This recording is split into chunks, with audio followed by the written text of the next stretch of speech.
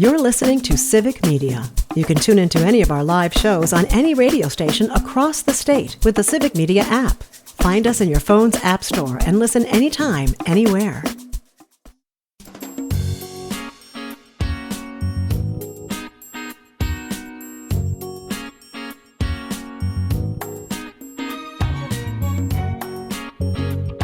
Live across Wisconsin on Civic Media, you're listening to Mornings with Pat Kreitlow, powered by Up North News. Now, from our Lake Wissota studio, here is the founding editor of Up North News, Pat Kreitlow.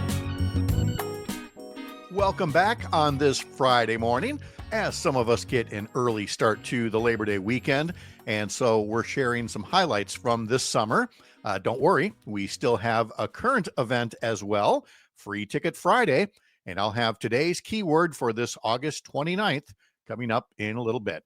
First, some notes about our morning show, marking its 3-year anniversary a few weeks back.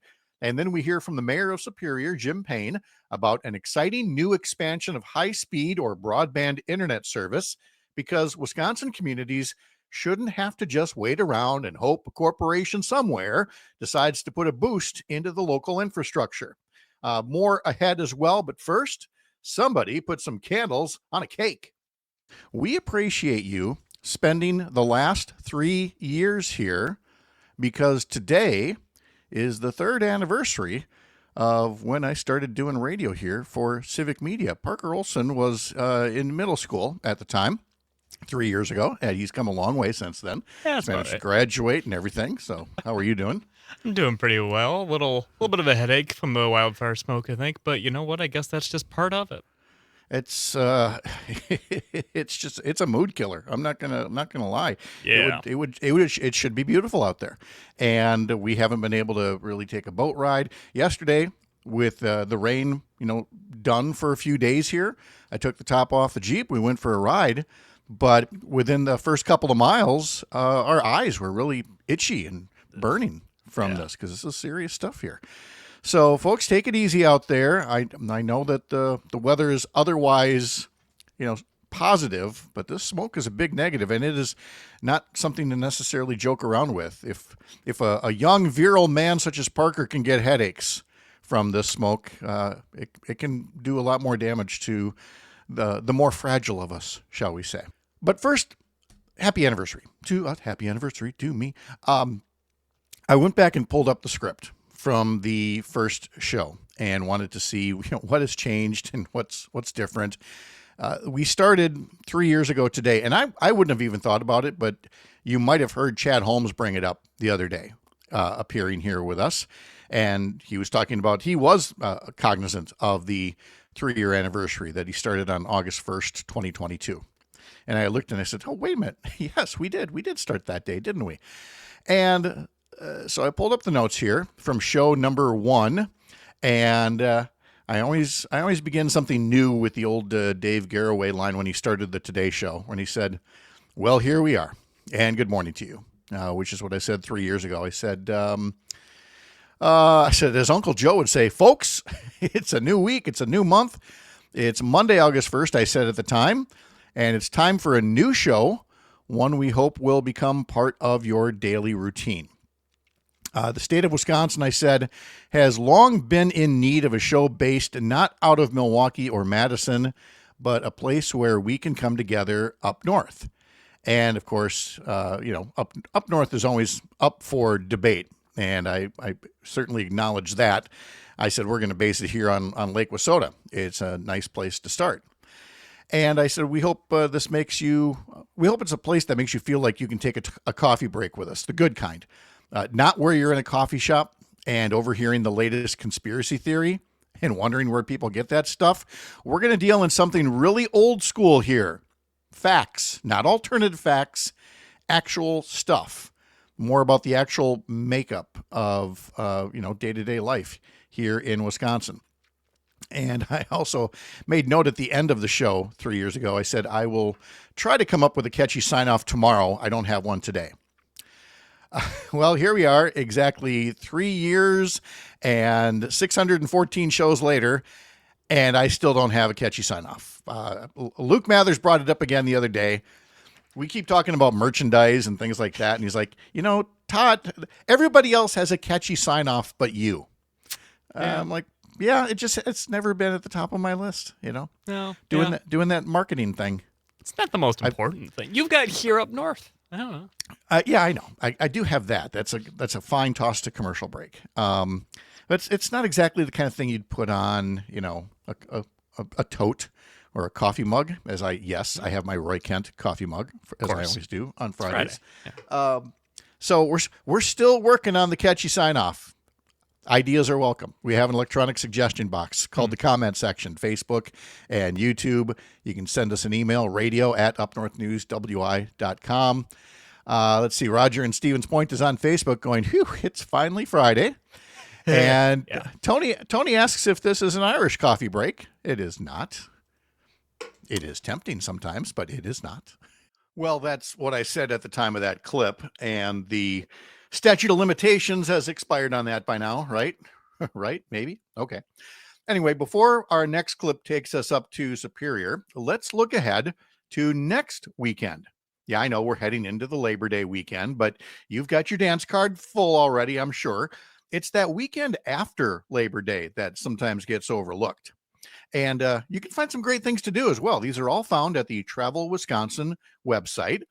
Right here close to me will be the Chippewa Falls Barbecue Fest. I like ribs. I like barbecue. That'll be at the Northern Wisconsin State Fairgrounds. The Bayfield Festival of the Arts is going on next weekend. The National Walleye Tour Championship in Marinette. There's the Strollin Middleton Jazz Festival, the Economowalk Fall Festival, the Fondue Fest in Fond du Lac. I see what you did there. Fondue Fest in Fond du Lac. The Lena Lyons Dairy Fest. There's Osceola Wheels and Wings, the Granton Fall Festival, Platteville Dairy Days, and One County Fair. Again, these are all for next weekend. Richland County has their fair next weekend, and then that's not even the last one. There's one more left the following weekend. That'll be from September 10th to the 14th in Vernon County. That'll wrap up county fair season around Wisconsin, and then the leaves really change. Anyway, let's talk about technology up in the Twin Ports part of our state. Well, we're certainly not the first to recognize the need for high-speed, reliable, and affordable access to the internet, but we're the first city in Wisconsin, the first community of any kind to create a publicly owned open access broadband network. There is no other network of our kind in Wisconsin. And it's a unique public-private partnership where we own the actual network, the physical network, and we sell internet access to private internet service providers who in turn sell it to customers. So they compete freely on our network the same way multiple delivery services, UPS, FedEx, US Postal Service compete on the roads that the city builds. So it combines public infrastructure with private competition. And that I'm glad to hear that explanation, because when I first heard about it, it made me wonder about a law that the Republican-led legislature passed several years ago that essentially was a ban on municipal networks, especially Wi-Fi networks. Again, not wanting, the public sector to compete with the private sector. A lot of people were upset by that, saying, hey, look, in some of these smaller communities, the private sector isn't coming up here anytime soon. They're only going to want to serve the big cities. So why block local units of government that want to provide this kind of service? It sounds like you have found the right path through of you're not the internet provider, but you have made it easier for the private sectors to come up here and extend service that they otherwise wouldn't do on their own. Does that sound about right? Almost. The biggest difference is people don't have to come here to provide the internet.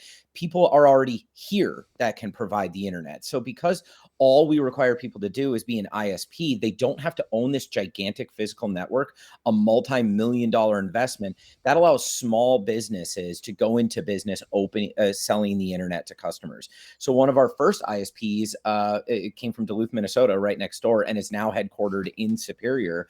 It's a really small business. They only serve this community on our network. So what we did is, rather than have a giant monopoly, which was what almost every city in the country has, selling us internet at whatever price they want, our monopoly, Spectrum, they actually raised the price of the internet during the pandemic. That was a kind of, we just saw that as unconscionable. How can you exploit people that way? So what we did is we combined what I thought is the best of the political philosophies on the left and the right. We believe in private sector competition to lower prices and increase innovation, but the public should own infrastructure. We shouldn't allow the private sector to control infrastructure that is vital to modern life. And so that's what we did. We just combined the two, and we're 2 weeks in and it's already a hit. And is it a network that is accessible to everybody in the Superior area now, or is it starting in one area and building out? No, we started in a pilot area, one neighborhood. It's actually my neighborhood. I'm talking to you on it right now. And so it was meant to show skeptics that this could actually work. One of the early successes, though, is our construction costs actually came in so far under budget that we're building out much faster than we had originally planned. So we will be lighting up the next neighborhood already this fall. And how is it that the city was able to afford to do its part of this public-private partnership? Joe Biden, really. The ARPA dollars that came to every community in the country. What a lot of people forget is that the ARPA dollars, which have been used for so many different things across the country, were primarily meant for utility infrastructure. And the first utility described in that law is access to broadband. And so we just took them at their word, and we used it to build a network. And so the first $5 million plus of this network was covered by that bill. So President Biden had this American Recovery Plan and had a mission for it. And you took that literally and seriously and made it work. It sounds like perhaps the most textbook case of ARPA funds doing what they were intended to do at the time. Exactly. In fact, we've been trying to build this network since before the pandemic, but the pandemic proved every single argument we made correct. When we had to send people home from work, send children home from school, and they did not have access to the internet, that meant they didn't go to school, Pat. That's what it meant. And people are still trying to pretend like that didn't happen. We lost a generation of kids that should have been educated and weren't because they didn't have access to this vital public infrastructure. The Biden administration gave us money to solve that problem, make sure that never happened again. And that's what we spent it on. That's incredible. And you said another neighborhood is coming. How long do you think it might take for most, if not all, of the city to be served? That's a political question. You ask me, I'd like to get it done in the next 2 years. But, we have to prove that it's a success. I think we're already doing that. Like I said, we need to get to a 10% take rate. 10% of the area should be customers by the end of the year. I think we're going to cross that in the next month. And if we can show real success by the fall of next year, I think we'll have justified moving quite a bit faster than our original forecasts of 5 to 7 years. Superior Mayor Jim Payne with a great update from way up north. Jim, thank you so much. Good to talk to you again, Mr. Mayor. Have a wonderful day. Always fun. Thanks, Pat. Coming up, I get into an explanation of why your healthcare costs are about to go up, even though some guy was promising last year that if you elect him, healthcare costs were going to go down because he had concepts of a plan for the Affordable Care Act. First, for Free Ticket Friday, I'll give you that keyword in just a sec. Get your Civic Media app, find a station, use the text feature. Be sure you can accept and use electronic tickets, and you could go see the Brewers play next Wednesday evening, a 6:40 game versus the Philadelphia Phillies, and the key word is strike, S-T-R-I-K-E, strike. From the heart of America's up north, thanks for making this the place to spend part of your mornings. I'm Pat Kreitlow, and this is the Civic Media Radio Network.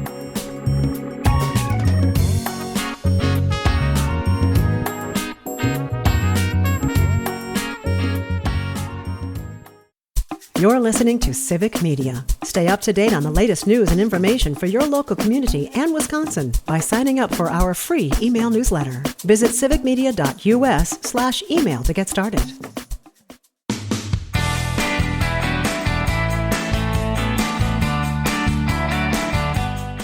On this Friday, August 29th, the Milwaukee Brewers begin a short road trip, a 3-game series in Toronto to face the Blue Jays tonight, and then Saturday and Sunday afternoons.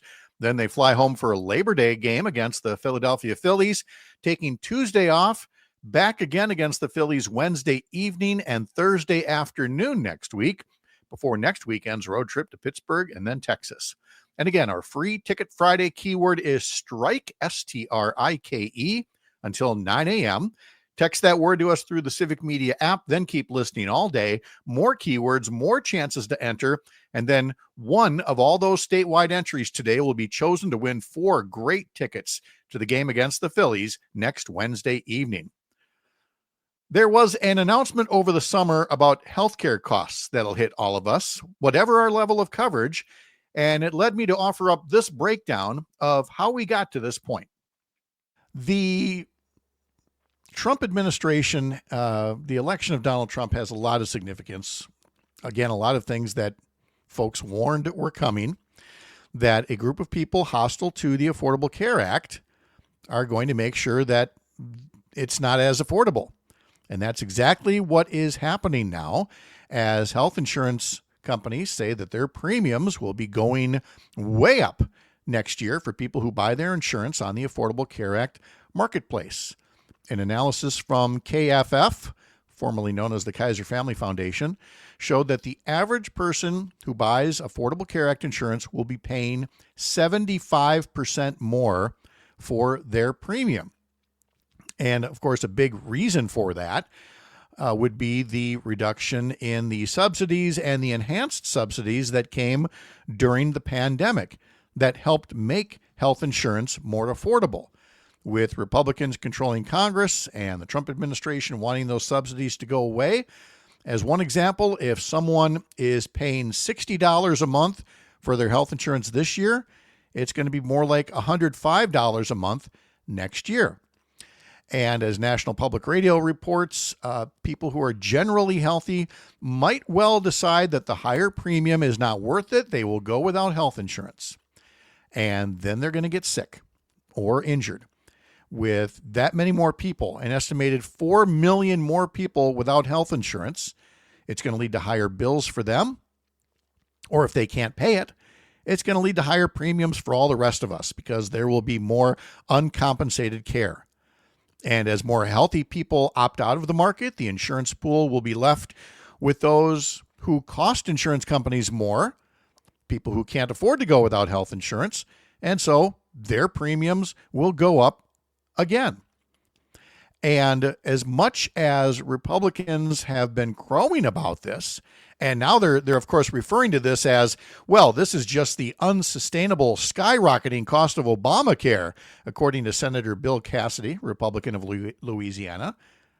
Well, yeah, it's a self-fulfilling prophecy. If you attack the Affordable Care Act and make it less affordable, it makes it easy for you to say, gosh, look how expensive Obamacare is now.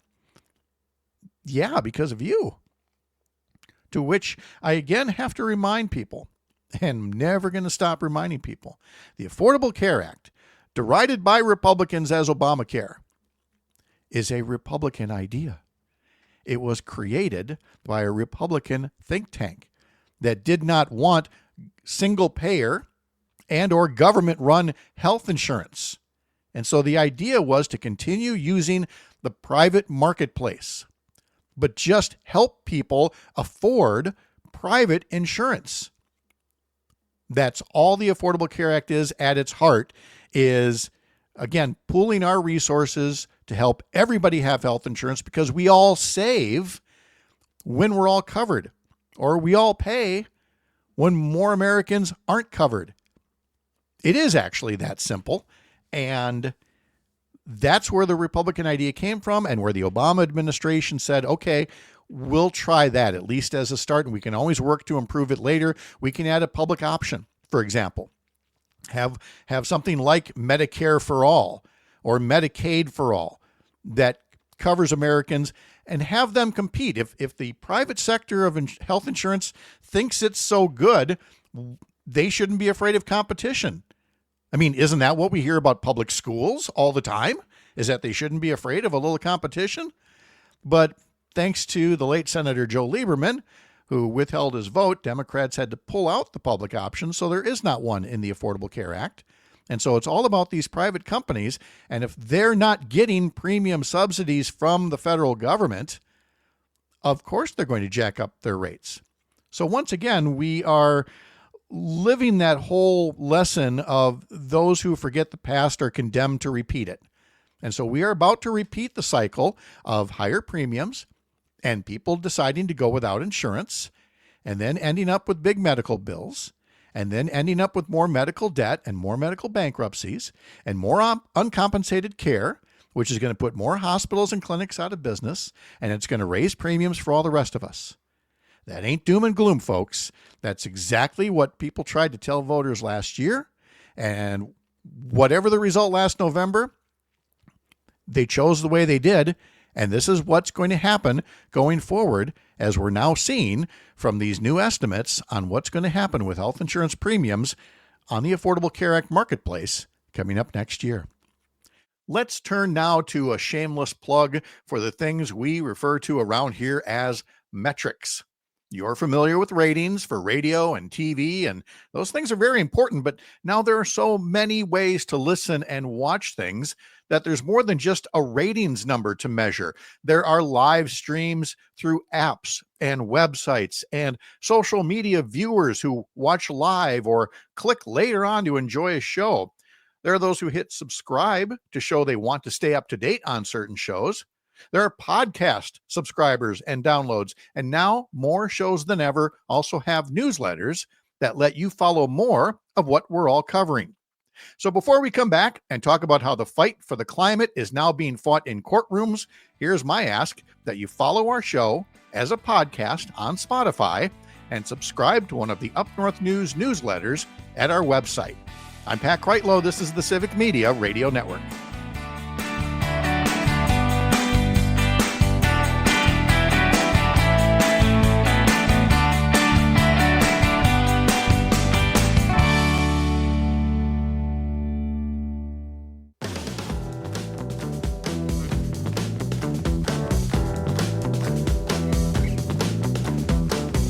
Quick reminder here that Up North News is a separate entity from our friends at Civic Media.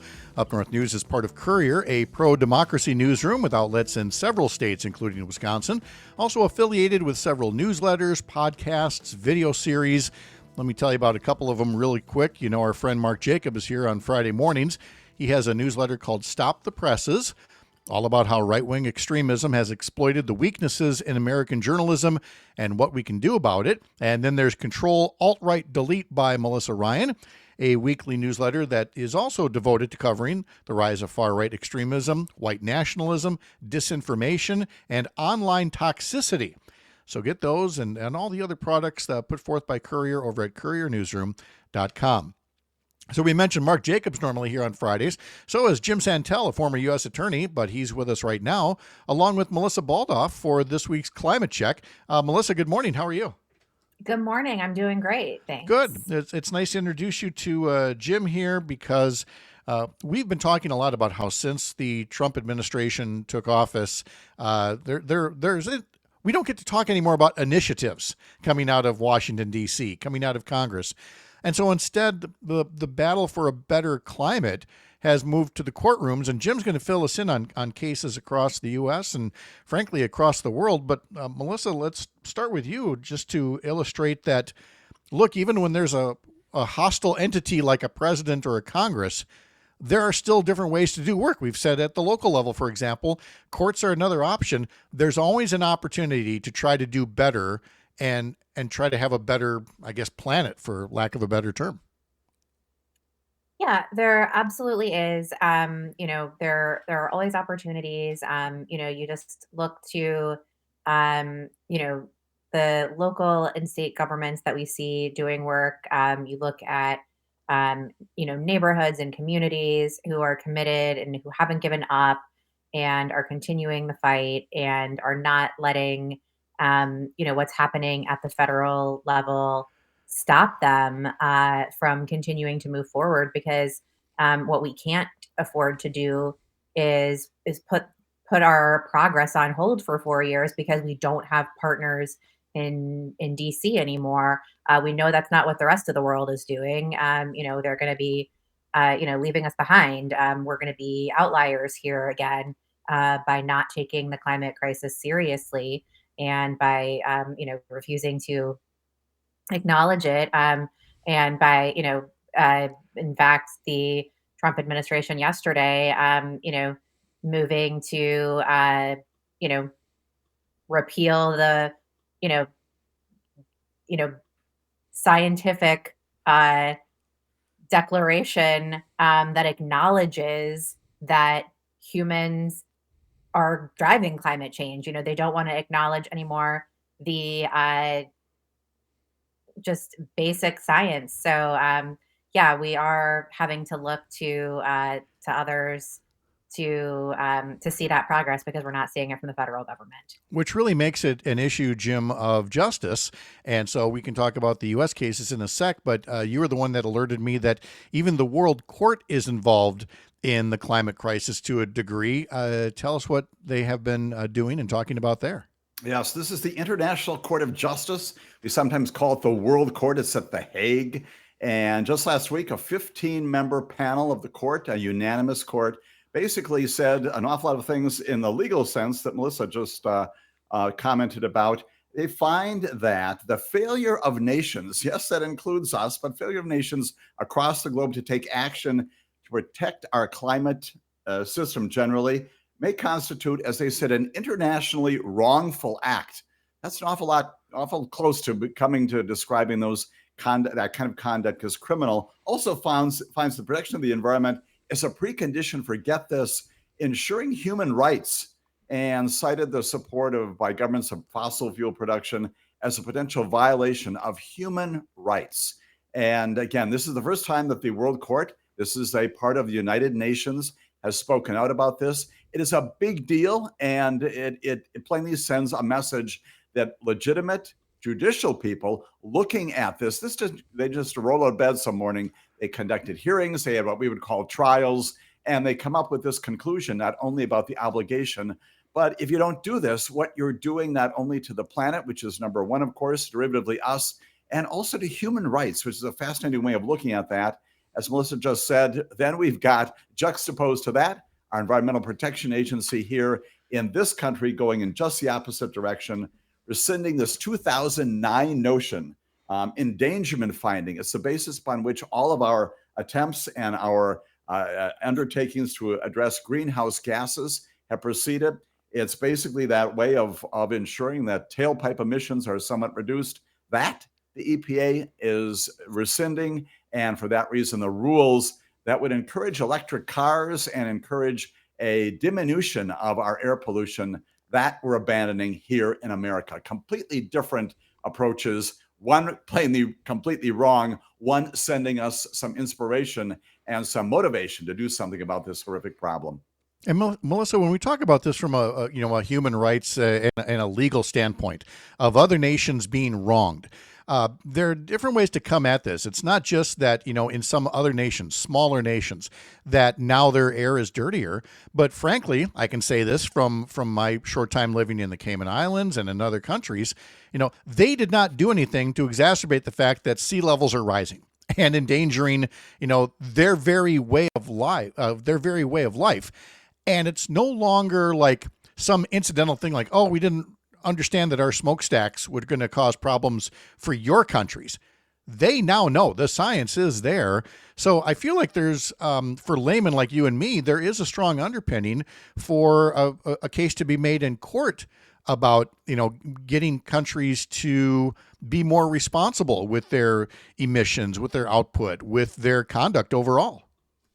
Yeah, absolutely. This isn't a situation, like you said, where we're not aware. The U.S. is one of the, we're one of the biggest polluters in the world, and we are very aware of what we're doing. The science is there. Everyone, for the most part, maybe I guess not everyone, but most people are acknowledging that this is what is causing the emissions are what's causing climate change and causing these adverse, health impacts that are leading to adverse economic impacts. And we're aware of it, right? There's no argument that anyone is presenting. There's no serious fact-based, evidence-based arguments to the contrary to say that humans aren't driving climate change with our actions and what we're doing. There's no no other fact-based, evidence-based argument here that anyone is presenting. Um, so it is incredibly, I think, very selfish and irresponsible that we aren't taking any steps to mitigate this. Not only, for what we're doing to people in this country, but what we're doing to the rest of the world. We have a responsibility to everybody. It's kind of, to me, it's like what we know about smoking cigarettes now, right? Like, it's not just harming you, it's harming everybody else if you're smoking cigarettes, like, in a car with kids, right? Like, that's not just harming the person that's smoking the cigarettes, you are exposing the kids in that car to all that secondhand smoke, which is going to be dangerous to them too. So, I think we have to be really mindful of what our actions are in this country and how they are impacting the rest of the world, because we're not isolated here. What we do is impacting everybody else. And Pat, if I could follow up on Melissa's comment about harm, it is stunning to hear that this administration is withdrawing what Melissa and I have talked about. You've also commented about this rescission of the endangerment finding. You know where they're justifying this?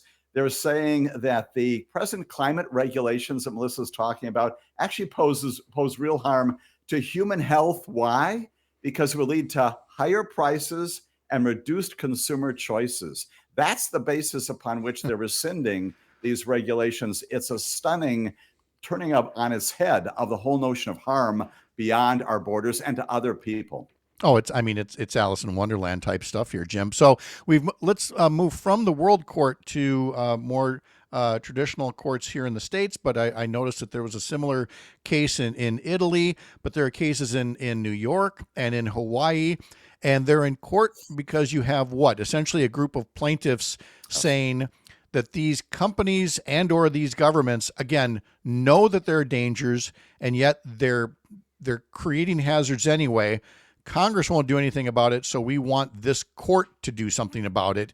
Is that kind of capturing what's happening in these state lawsuits? That's capturing it perfectly. And thankfully, our environmental laws in this country do give private parties, entities, individuals, groups of people what's called a private right of action to bring these lawsuits. All they need to show, of course, we've talked a lot about this, Pat, is standing, which means, have I been endangered? Have I been damaged in some way? And they plainly, in all those lawsuits you mentioned, say, yes, indeed, by virtue of what, and you fill in the blank, whoever the defendants are, the producers of the environmental harm, they are causing me harm. That's standing. And now I am asking this judicial branch of our nation, different states, to come in and direct these defendants to do all kinds of remedial things. That's what the EPA standards have always traditionally been about.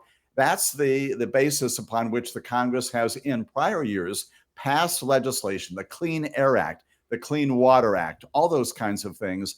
That's the basis upon which these are proceeding. We know as well that just in the last term, the previous term to this one, the Supreme Court basically smacked down the Biden administration when it came to its good neighbors policy. Again, following up on Melissa's point, this notion that there are portions of our nation, typically us, the Midwest, that produce these horrific gases in our airs. They drift across the country, prevailing westerlies, and affect other parts. Supreme Court said last term, that's too much, that's too big, that's too novel.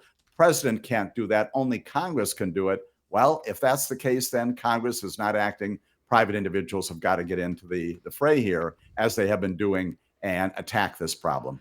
So, final question, and I'll have to throw it back at you, Jim, and because I'm sure Melissa's wondering this too. I mean, we saw this happen with big tobacco, that eventually it was courts that said you are liable and you need to fix this somehow. Is that something we could eventually be seeing with, fossil fuel companies and or governments?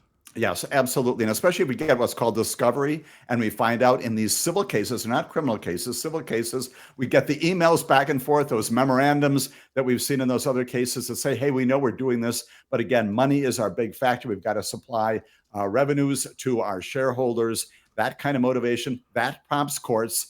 Again, I'd like to believe even in America of the 2025 and beyond, to do things to enjoin, to stop those companies from doing what they're doing, subject to appeal, subject to review. But that's the way that these matters are being handled, again, especially since right now, as you said, our own administration not taking these important issues on.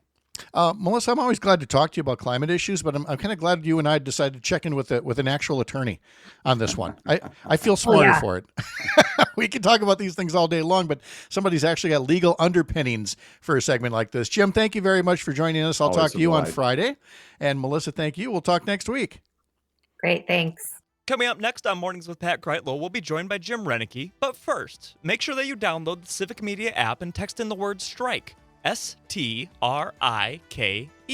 That enters you in our statewide contest. If you win, you'll get 4 club-level tickets to the September 3rd Brewer game. It starts at 6:40. We'll be right back here up north.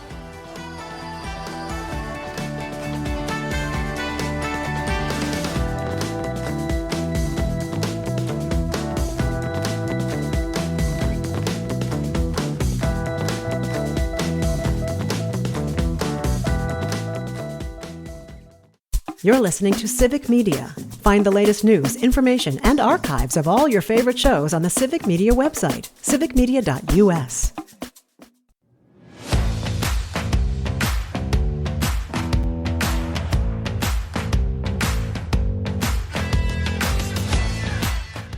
All right, one last time. Strike, STRIKE, is the keyword to text us before 9 o'clock to be in the running for Brewers tickets on this Free Ticket Friday. Okay, you're familiar by now with the Trump administration efforts to whitewash history at the Smithsonian and other museums. Same goes for our national parks and related areas.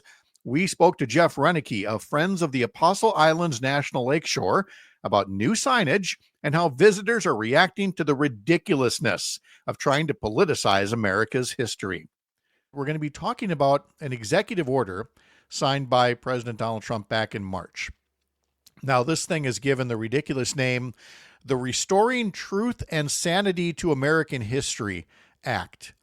And it says the reason for the executive order is to revitalize key cultural institutions, meaning bring back Confederate monuments, and reverse the spread of divisive ideology, meaning teaching an accurate and honest view of American history. Well, that all would be fine, but it even got to the point, or has gotten to the point, where the Trump administration has had some signs put up in national parks and other things like the Apostle Islands National Lakeshore that, in so many words, encourage you to snitch on your local park or people who might be teaching a part of history that hasn't been whitewashed enough. And some folks are responding to that, to the National Park Service, and reminding us that there is still truth and sanity, the real kind, with the bulk of the American people. Jeff Renicky joins us now from Friends of the Apostle Islands. Jeff, good morning. How are you? I'm doing very well. Thank you for having me. Oh, you bet. I think, well, as Tony puts on YouTube, I like it. We should focus more on people who live in and around Lake Superior, the real up north, as Tony likes to say. So we appreciate that very much. Jeff, before this came up, before there was, everything that the Trump administration is doing, as I make that wide sweeping gesture with my arm here, before all of this, tell me about Friends of the Apostle Islands and the kinds of things the group would be doing in normal times. Friends of the Apostle Islands is, in essence, a support organization for the Apostle Islands National Lakeshore. I like to quote that Beatles song, "We help the park get by and get better with a little help from their friends." So we pick special projects and we raise funds and awareness and volunteers and public support to help the park get better for all of us. And so you've been doing that for the longest time, ever since it became a national lakeshore, and a lot of that dates way back to a visit from President Kennedy was it Gaylord Nelson who brought Jack Kennedy up and helped convince him of turning this into a national lakeshore, which is not the same as a national park, and that's a discussion that we'll have another time.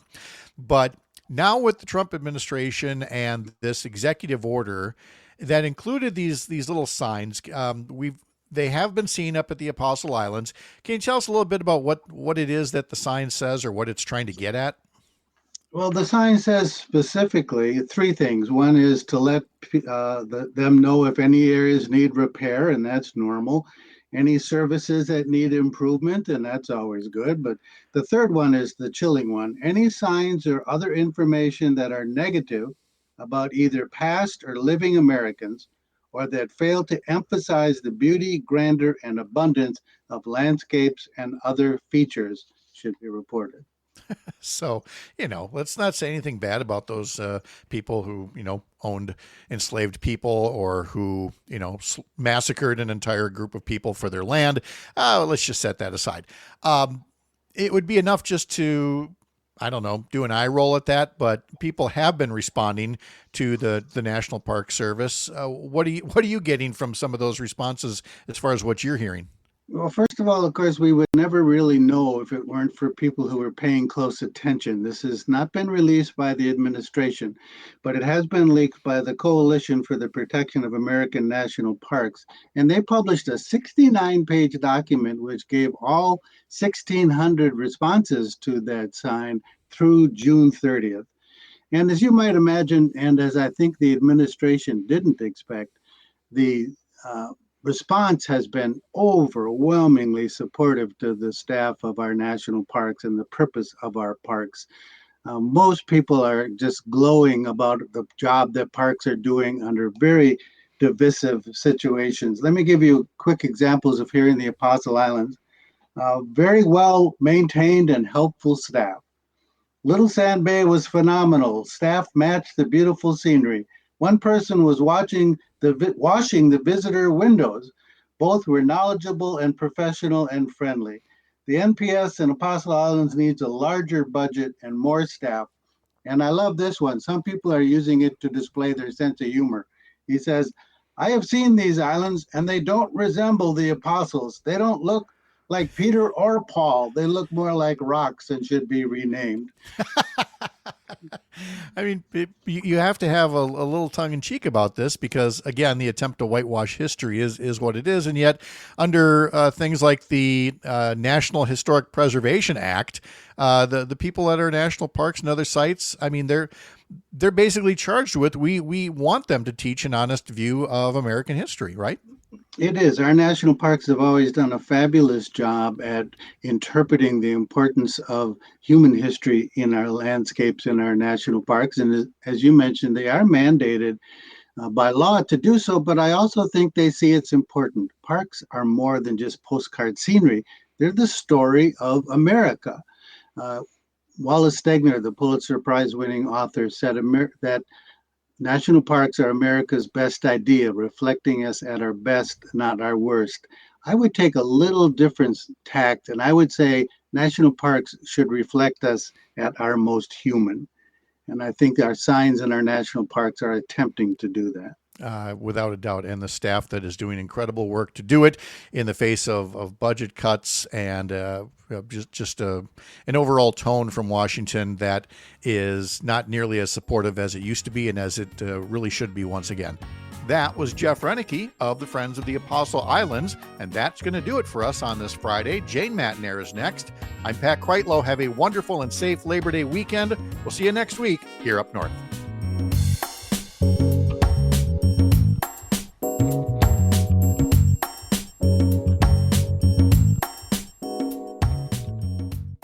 The national news cycle never stops, but it can be hard to find news about your local community. Civic Media is dedicated to providing quality local and state news coverage across Wisconsin. With the Civic Media app, you can get notifications about local stories that matter to you and your community. Find the free Civic Media app in your phone's app store and choose notifications from the menu to tell us what kind of news you want to hear about.